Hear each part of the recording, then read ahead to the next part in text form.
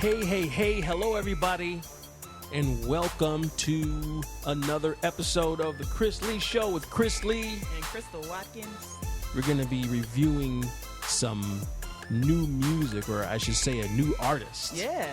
This is my favorite part of the show. Yes. When we are introducing the audience to someone that they may not be familiar with, that makes dope music. Absolutely. Such as today's band, Mad Satta.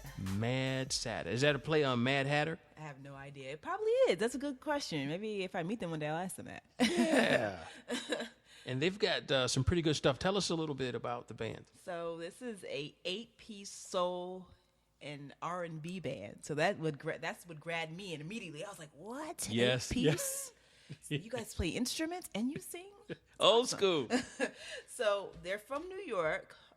They are actually, their lead singer's name is Joanna Teeters. I want to Google her some more and see where she's from, because she's dope. She can awesome sing. Singer. She can sing good. So their debut album is actually called Comfort. I heard about them maybe a summer ago. Brandon Williams actually tweeted me their stuff from SoundCloud. I said, "Hey, listen to this," and I definitely take his tweets like that seriously. So I'm like, that's not whatever I'm doing, I gotta, hey, listen to this. So I listened to it. I was like, wow, this is awesome. So their debut album is called Comfort, and there are some amazing songs on here. I'll let you listen to, and they're really, really good. So one of my favorite songs on there is Better. Let's listen to that one. That was good. Actually, I'm gonna play a snippet of that. Yeah, for sure. And then we had some other ones, Makings of You, which is actually a remake of, actually Curtis Mayfield originally made the song, and Gladys Knight and the Pips sang it on the Claudine soundtrack, which I actually own because I love that song so much. It's one of my favorite top 10 songs. It's a great song. It's an awesome song. It's a soulful song. And then also they did another song. It's not on their album, but it's a remake of Prototype, which is the Outkast song. Yeah. Which I like the original version a lot. It's so different. I love it.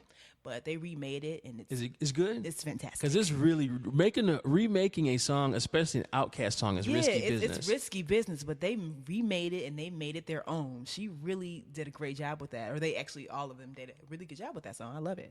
It's on SoundCloud. Just look up Mad Satta, and Prototype should come up. So she sounds great. She kind of reminds me a little bit of, just with the power of her voice, reminds me of Alice Russell a little bit. Oh my gosh, yes. Yeah. Yes. I wonder what she's doing, but I like Alice Russell. But yes, this album is amazing.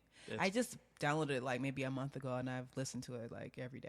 So I love it. Cool. Let's take a listen to Better by Mad Hatter. By Mad Scatter. Satta. I botched that one up, huh? So anyway, this is Better by Mad Satta.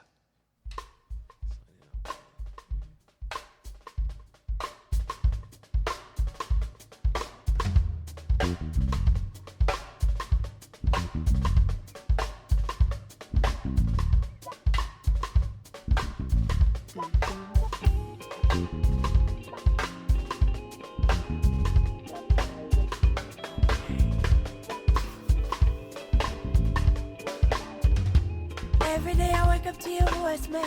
Little whisper in my ear to start my day off right. Whisper. Sunlight is streaming through my window. Little stretch up beyond, and I know it's true. Another day to feel you and all I do. Don't you know? Oh, don't you know? All right, that was dope. That was really good, right? An 8-piece band. 8-piece soul/R&B band. That's right. I don't even know if I can name 8 instruments. Me either. Yeah, I'm gonna have a hard time with that. I know. I already know. And by default, if there's 8 people in a band, they are dedicated to music, because that's a lot of ways to split your money. That's a whole lot of ways to split the money. Yep. So they love it. They're doing it for the love and not for the money. But I really like them. It's definitely a group that I'm looking out for again to drop some more music, because I think they're really, really dope. Yeah, and this is just exciting all the time, like over and over again, to go from not knowing who a band is you never heard before to hearing their music and just instantly falling in love. Yeah, just loving it and want to listen to it. I actually want to get a physical copy of this CD because this is how much I love this album. And I don't really buy. I mean, I buy vinyl and stuff, but I don't really buy CDs anymore. So if I'm buying your CD, that means I really like it. I really enjoy it. I want to hear it some more. So yeah. That's a great time for you.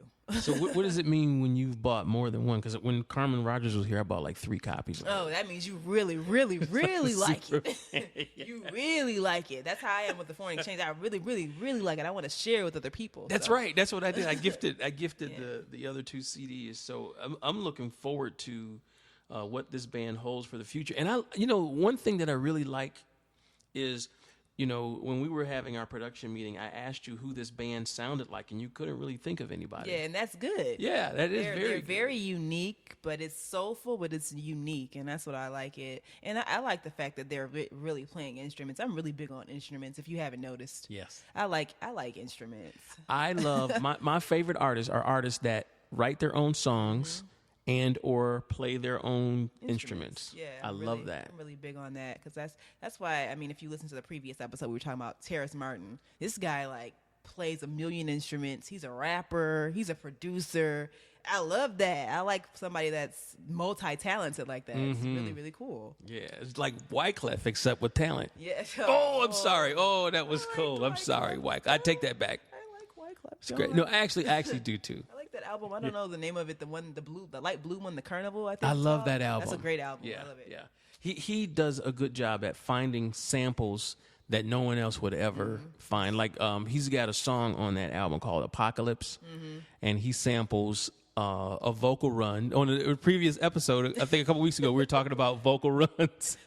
Too many runs, unnecessary runs. He uses a vocal run from an opera song. Oh, that is really and it cool. sounds amazing. Yeah, that's very Check cool. it out by Wyclef off the Carnival album. It's called Apocalypse. If you get a chance, go on SoundCloud or YouTube and check that song out. And really, he has talent. I don't know why I said that. He's going to be listening like, I know, right? We're going to meet him one day. He'll say, oh, you're the one that was talking bad about me. No. That's right. So where can fans go if they want to hear the music of Mad Satta? On iTunes, of course, SoundCloud, YouTube, and I think they also have a Bandcamp account as well. Now, what is that? I've heard of that, but I don't know much about it. Some artists don't like iTunes. I'm not really sure what it is because I know that Jean Grey uses Bandcamp for all of her albums. Like I can't find any of her albums on iTunes. Like maybe 2 or 3, but she uses Bandcamp for all of hers. And Pharrell Monch just dropped something that's only on Bandcamp as well. So I'm not sure I should research that. Like what's the benefit of dropping your album on Bandcamp as versus to iTunes and why people don't drop their stuff on iTunes like that anymore. So I'm not sure, but yeah, that's all I really know about Bandcamp. That'd be great. That'd be great. Bandcamp or whatever. And I need to look on there. I had a very unfortunate mishap the other day. I love underground hip hop and off the beaten path type of artists, and some artists that people may not like or may not think are popular. So one of my favorite rap artists is Nori from Capone and Noriega fame. That's interesting. And I love the Melvin Flint, The Hustler is one of my favorite albums. Okay. And he says that he hates that album. He says that he put a half effort into it and he doesn't think it's his best work. To me, it is his best work. And the CD ejected out of the CD player and it fell down on the floor and I accidentally stepped on it and crushed it. Oh. So it has a nice little... I've never had that happen before. really And there's traumatic. other CDs that if it happened, I could just go get it. I don't know if that's in print anymore. And I didn't see it on the iTunes, so maybe it might be in Bandcamp. You could probably find that at Found Sound. Shout out to Found Sound. Yeah, In yeah. Ferndale. But Where is that? Tell everybody where that's that is. actually on West 9 Mile in Ferndale. Great record store. In They're Michigan, really, in Michigan. Okay. They're really, really nice, and they'll order something if they don't have it. Okay. Which is awesome. I would love to replace my Melvin Flint, The Hustler album. You might be able to find. They might be able to order that for you. They might be able to make that happen. And they might have Mad Satta there, too. They might. They can order it for you. I know where they do have Mad Satta, where I've seen it. Where? On Moods Music in Atlanta. I saw on his Instagram. Yes. I stalk his Instagram page. Yes. Because he has the coolest things there. So, I yeah. love that store. It is in Atlanta. It is that like the Little 5 Points Little part Five of town? Points area. Yep. Okay. It's amazing. That is one of the most... I say I like a lot of record stores, but that's one of the coolest ones because they're just really into soul music. So he specifically has all these soul albums that no one else has or can order. Yes. He has like a good relationship with different people, and they just bring the albums in and he sells them. He does. And, you know, I follow a lot of artists on Instagram, and a lot of people do meet and greets there. They do. A lot of people respect him, and I love that. Eric Roberson and Anthony David, all the neo-soul artists that I like, they always have stuff there, and it's really cool, like Dwelle and stuff like that. Yeah. Hey, speaking of Dwelle, I've never seen him. Have you ever seen him in concert? I have not. And he's from here. Every time he's here, I'm always doing something, or I'm out of town or something. Yeah. I got to meet. I want to meet Dwelle. I do too. He's one of my favorites. Dwelle, if you're listening, we want to meet you. That's right. We want to interview you on the podcast. We want to meet you. We're huge fans, and I have all of your CDs physically. I do too. Yep. Yes, absolutely. Because he started in that era where CDs were, everybody was still doing CDs. Yeah, because I had Subject, which is one of my favorites. I mean, I listened to that straight through. Great album. Yeah. If you don't have it, please get it. Please get it. Please get it right away. That brings another fantastic episode of the Chris Lee Show with Crystal Watkins to a close. You can find this episode as well as past episodes in the iTunes store in the podcast section. Go to Stitcher.com. On Stitcher Radio, we have a page there on SoundCloud as well. And stay connected with us on social media. On Instagram and Twitter, I am at Radio Host Chris. On Twitter, I am at _stakes is high. On Instagram, I am Watkins Crystal 2. And on Facebook, you can search the term The Chris Lee Show and the page will come up. Go ahead and click like and stay connected with us to find out what episodes have been posted, who we're going to interview, and all sorts of other great information. Thank you so much for listening. We'll see you next week.